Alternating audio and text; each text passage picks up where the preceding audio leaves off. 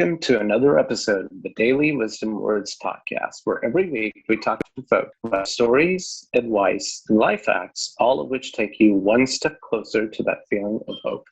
I'm your host, Neil Trivedi, and today I feel so privileged and honored to talk to somebody who has been helping women around the world love themselves again. We have self-love coach, and fellow podcaster, Katie Allen. Hey, Katie, welcome to the show.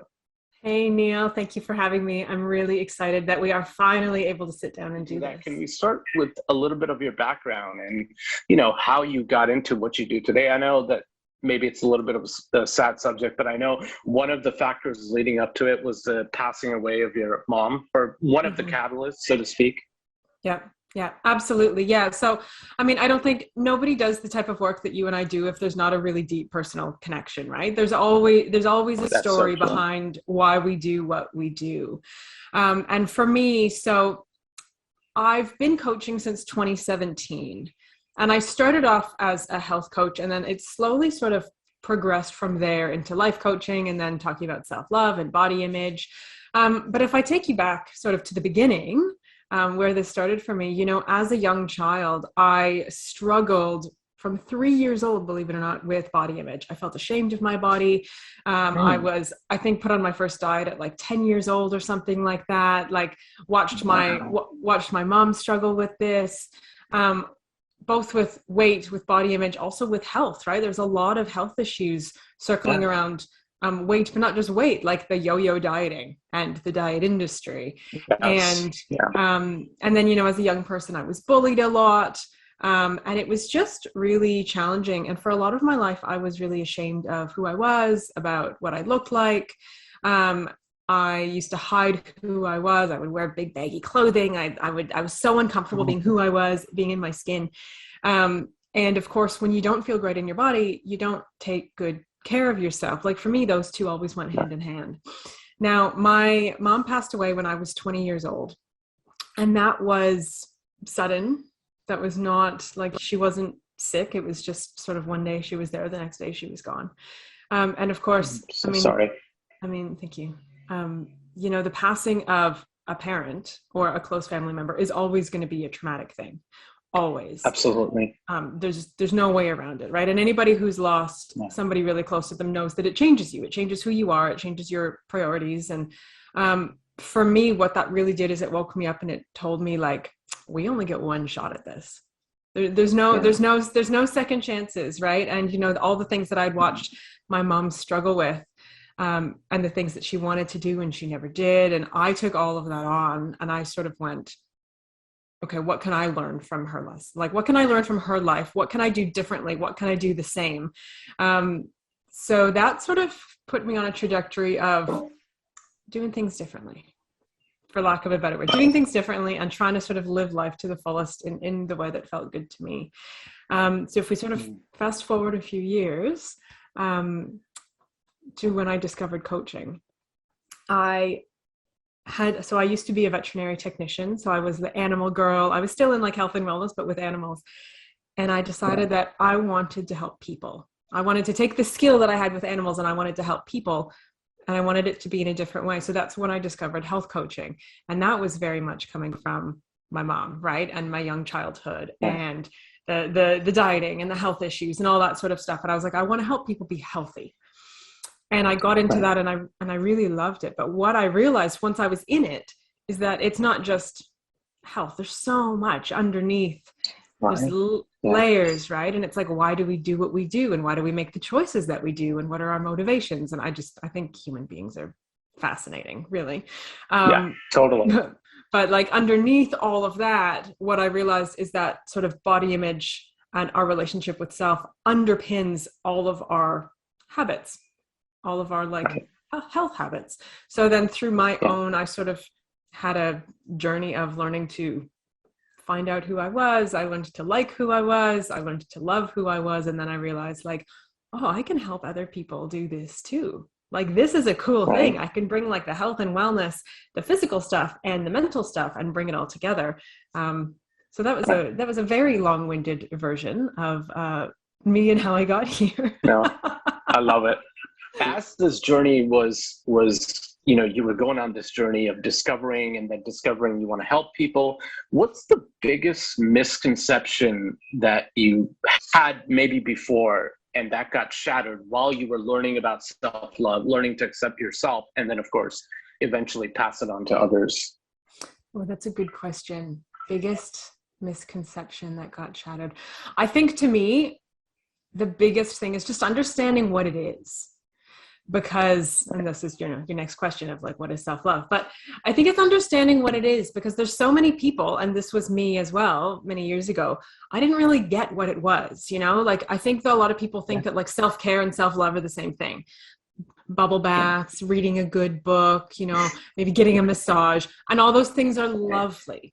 Those are all beautiful ways to take care of yourself, right? Do those things. Definitely. I love a good book. Like, I love a massage, please. But that is not what love is, right? That's not what love is. So I think to me, it was really understanding that self-love, self-acceptance, this is our inner relationship. This isn't something anybody else can see. It's not something that you can quantify. It's not something that you can put on a to-do list and tick off, like, check, I've loved myself today. It is a relationship with self, just like we have relationships with our significant other, a partner, a parent, a sibling, our children, our friends. These are relationships. They ebb and flow, and they need to be nurtured and cared for, and there's communication, and there's so much that goes into it. It's the same with yourself. And when you understand that it's the same with yourself, the ebbs and the flows and the ups and the downs, and it needs to be nurtured, it changes everything. So to me, I think the biggest thing was just getting that, really, knowing what it was. Right. Yeah. And you're so right. It is a misconception, like you, self-care and self-love. And another thing that might be a perceived misconception, I'll just give a quick anecdote for reference point, is I remember I have a very dear friend of mine who was dealing with a lot of trauma all through her life, and she survived and she's doing good. But, one of her ways was affirmations, right? She would write them down, and we're both of us are big on that. We're always sharing affirmations to each other. One time she put a list of them, like, I'm comfortable in my body, I love myself, so on and so forth, and shared it on social media. And for the most part, it got a positive response. But there were a couple of trolls that said, that seems kind of narcissistic to me, right? Oh yeah. Which is not, it's totally not, of course, but that's their job, right? Trolls, bullies, their job is to hate. But I guess, so the question is, when we are all embarking on the journey of self-love, how do we remain grounded and make sure that it's positive self-love and encouraging ourselves, but not getting that big head of, I'm better than anybody else kind of a thing, Yeah, that's a really good question. And I think that is important to note, right? Like, there is that idea that it is just becoming a narcissist. It's thinking that you're better than everyone else. And again, that's not what self-love is, right? It's not thinking that you are above and beyond.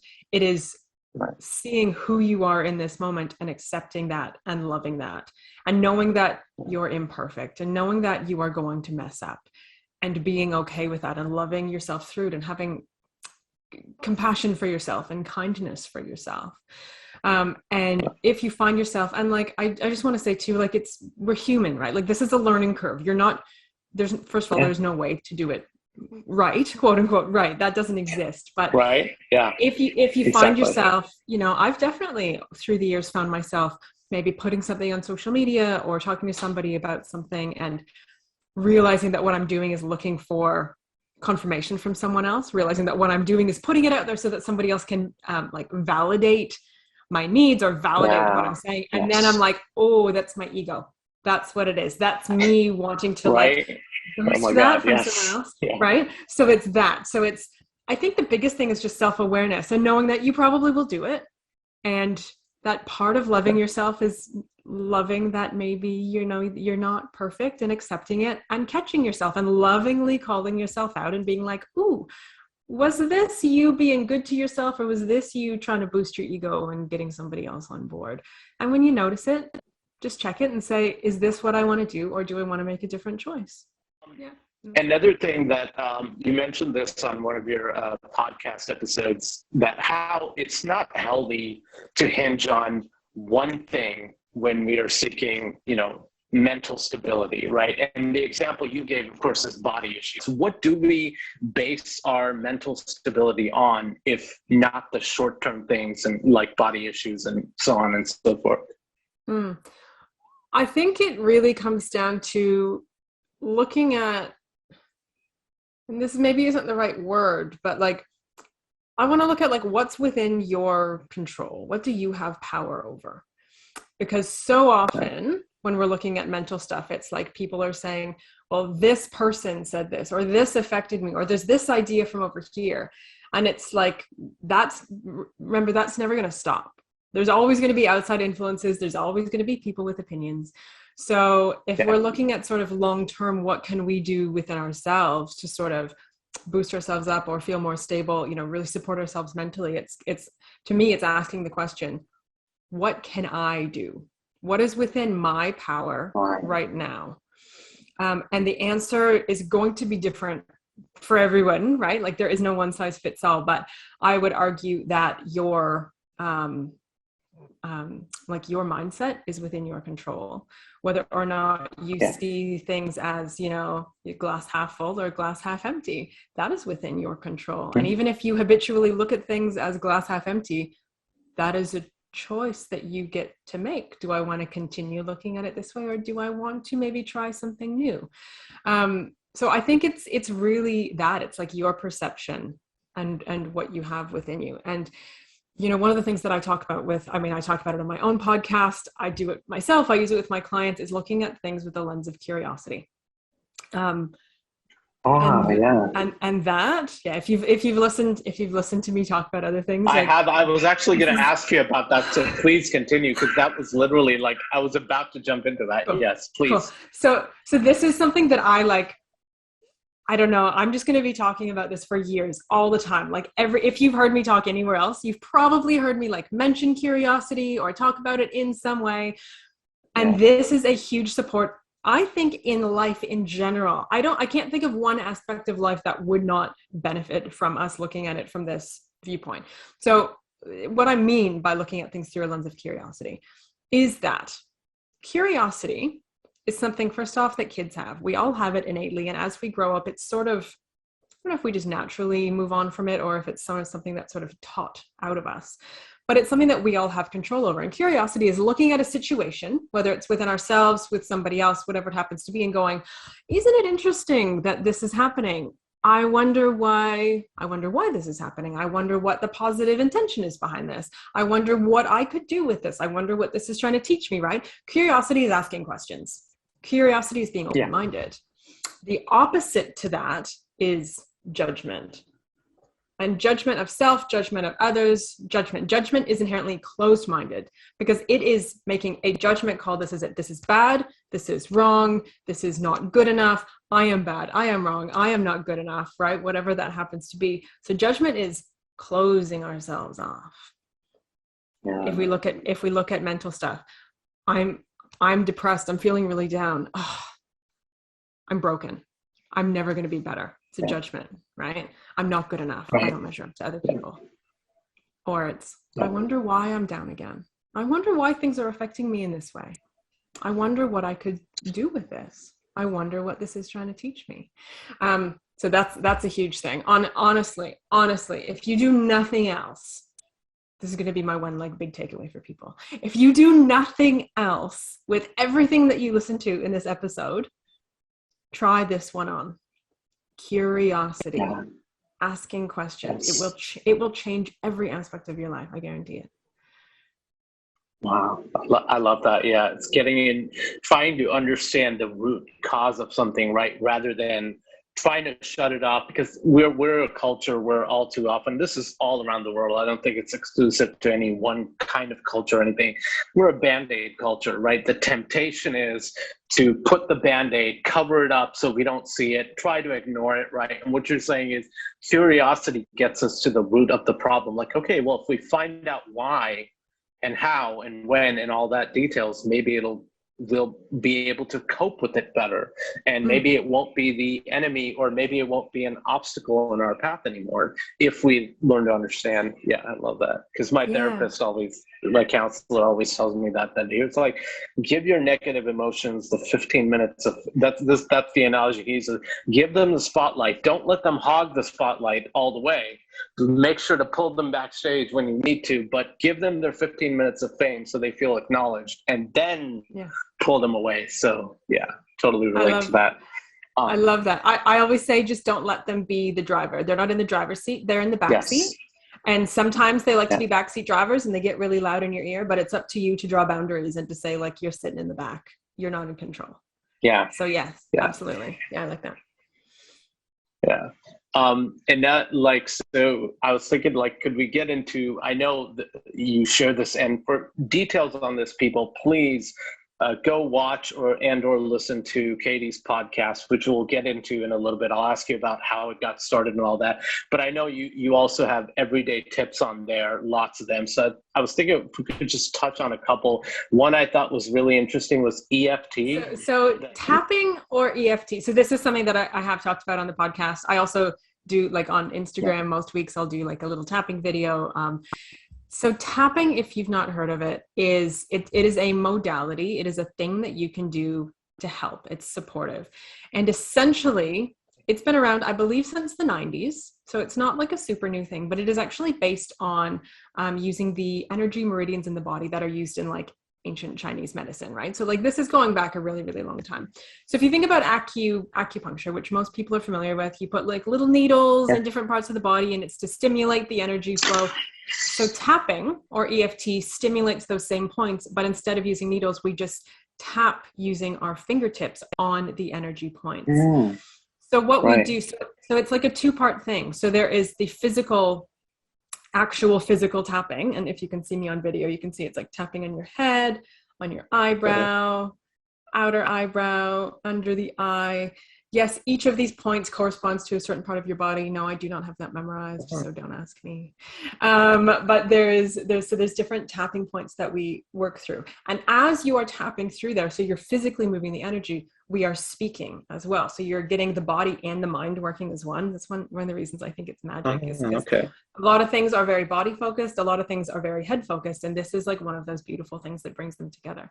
So as we're speaking, what we're doing is we're saying, like, we're recognizing maybe something that we have been doing that we don't like to do. Right. So for an example, like, so a lot of the EFT that I do is about, like, body image, right? And your relationship with self. So you might be like, even though I've been really judgmental of myself lately, I choose to love and accept myself. Even though I've been really harsh lately, I choose to love and honor myself. And it's like, I know that I haven't been speaking to myself kindly. This is old stories and beliefs that are coming up. I'm going to choose to rewrite these. Instead, I'm going to believe X, Y, Z. This makes me feel blah, blah, blah, right? So it's like actually working through a sequence. And as we tap through those points, it's moving the energy in your body and reprogramming your mind at the same time. It's like, it's magic. Anyway, I love it. Is it like, the picture I'm getting, like, describe it to somebody who may not be familiar, I'd say, is it like a version of acupuncture combined with affirmations? Yeah. So it's acupressure instead of acupuncture, but so it is using those same points on the body. And then affirmation, I'd like to talk about affirmations. Affirmations is an interesting point. Please. It's similar to affirmations in that it's using your words and getting your mind involved. But I actually think affirmations can be quite harmful to a lot of people. Really? Please elaborate. Yeah. Yes. And that's simply because in my experience, what I know, what I've seen with different people is that sometimes we want to believe something, right? We want to believe, like, I am strong and courageous. I am strong and courageous. I'm strong and courageous. So we're saying it out loud. I'm strong and courageous. I'm strong and courageous. I'm strong and courageous. But if you don't believe it, if you genuinely deep in your heart do not believe it, then that can actually be a huge trigger. And then you're like, this is such BS. True. What is wrong with me? I don't believe this. This is never going to happen. Yeah. And it can actually spin you into a cycle of judgment if you're not so true careful, right? Yeah. So I think affirmations have their place. I'm not saying that they're always bad. I think that they definitely can be helpful.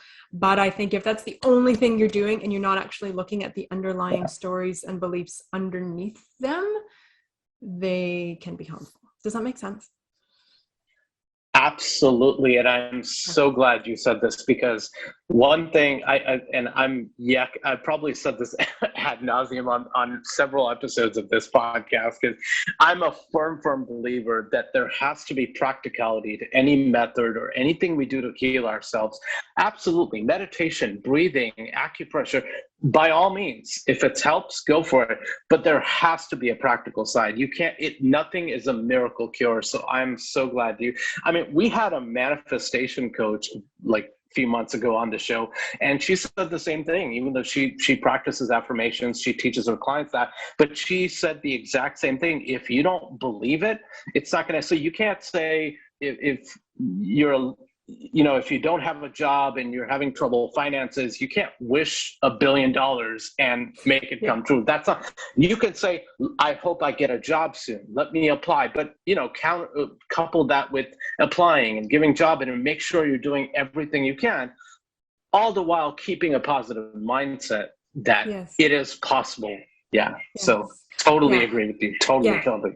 Yeah. And I think in my experience too, if you do want to use affirmations, and this is part of tapping as well, is that instead of saying like, we'll use the money example, like you just said, like, I'm attracting $1 billion. I'm going to make $1 billion. Or even $1 million. Even like when you're jobless, even like, I'm going to have $5,000 in my bank account, right? Like that number can just seem like so far out of reach. Something that I like to do when I'm using affirmations is add on, I am learning to be someone who attracts $5,000, or I am in the process of becoming someone who, right? So it's not saying I am this now, but it is acknowledging that you are moving towards that. It's like creating motion in that. And that's something that your brain can get on board with. You're like, I'm not there yet, but I'm doing it. I'm moving there. So that's just a really nice way to help that. Yeah, absolutely. Can I ask, we ask this to anyone whenever any guest who brings up affirmations, what is your method? Do you say it out or do you write it out? What's your personal, we all have different ways of doing it, but what's your personal method if and when you do utilize them? I'm a speaker. I like saying things out loud. I do write them down occasionally. I have a Post-it sitting on my laptop that says, what would a queen do? So I do, wow, I'm definitely, that's from my mentor. So I definitely, when it's a really good one, I will write it down and put it somewhere that I can see it, where I'll just read it, where it can sort of get into my mind. But when I've been in phases where I'm using them really actively, I say it out loud. I look in the mirror and I say it. It's just what works best for me. And another thing that is working out very well for you is your podcast, Self-Love Ignited. So give us the 411. How did the idea come about? When did you decide, okay, I want to have this platform and this is what I want to do? How did that all begin? Yeah, so Self-Love Ignited has been around since June of 2020. I call it my pandemic baby. Because, that was the beginning, and we were all at home and kind of in lockdown, and it was like, well, if not now, when, right? I've been coaching since 2017. So I was already a few years into my coaching journey. I was already working with clients, and I had realized two things by that point. Number one, I like doing videos. I like speaking. I prefer that over writing, over the written word. So I just know that was my personal preference.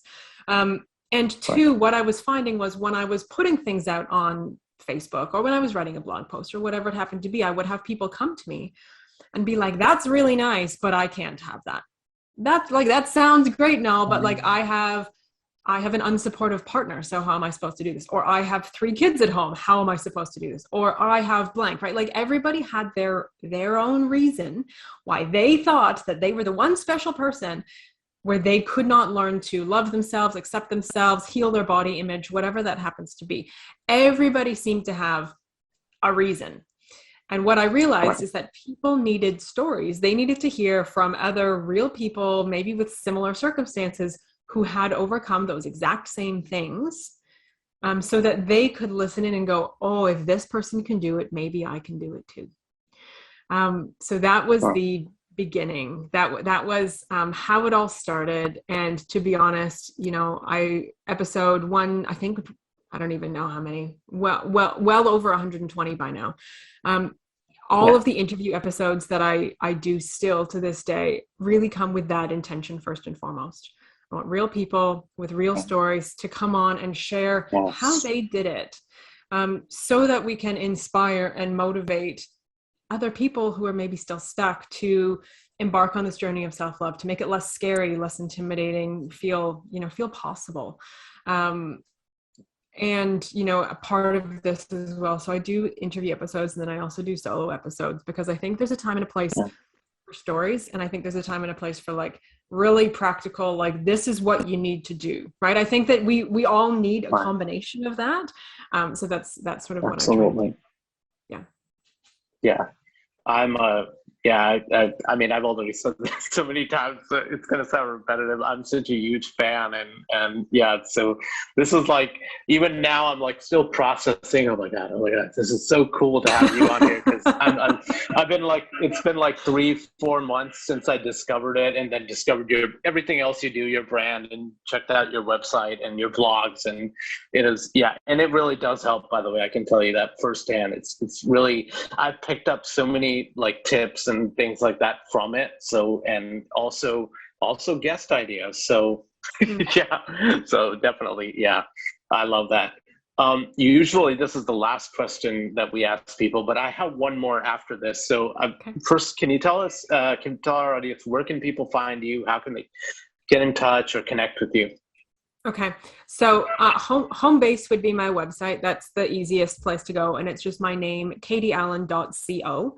And that has, blogs, that has the link to my podcast, that has links to socials. So that is really the easiest place to do that. If you are on Instagram or Facebook, my handle is Katie Allen Coaching on both. You can find me there. I'm on both. I do prefer Instagram. It's just more fun for me. I like reels. It's fun and creative. I get it. No, I totally get it. We will be sure to link all of that stuff when this episode comes out. We'll make sure to put it in the description so people can find it easily. And as I mentioned like a minute ago, usually we end it with that, but I thought we'd do something a little different with you and just ask you, because this is something I read on your website, that you went through the space. So I wanted to ask you if you could say something to the Katie from years ago that used to cry herself to sleep, what would you say to her today? Oh, that's a good question. And I've done a lot of like inner child work around this, but even, I'll kid you not, even just you asking that question, I can totally feel like the emotions coming up for me. I'm sorry. No, don't. I'm not scared of my emotions. They are very welcome. They are always welcome. I would honestly, if I could go back and talk to my younger self, I would just tell her that she is so much stronger than she realizes, and that sometimes life is really going to suck, and sometimes it's really going to be hard. But also that there's going to be so much joy and so much love and so much good stuff. And she's going to help so many people as a result of the dark times, that it's all worth it. And she's going to be okay. Yeah, that's what I would say. Beautiful message. That's so relatable. I've been where you are in the bad times. I've also been where you are in the good times, like doing this podcast similarly to you. So very relatable, and you definitely touched a chord with me today. Have a good day, and thank you so much for doing this. Thanks, Neil. This has been great.